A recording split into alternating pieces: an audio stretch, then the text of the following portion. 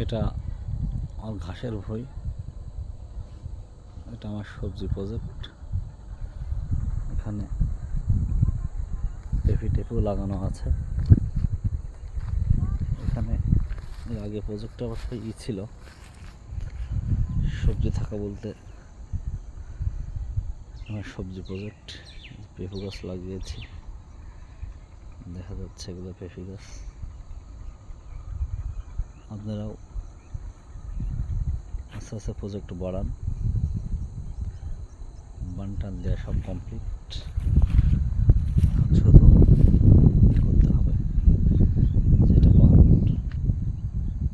বান দেওয়া হয়েছে।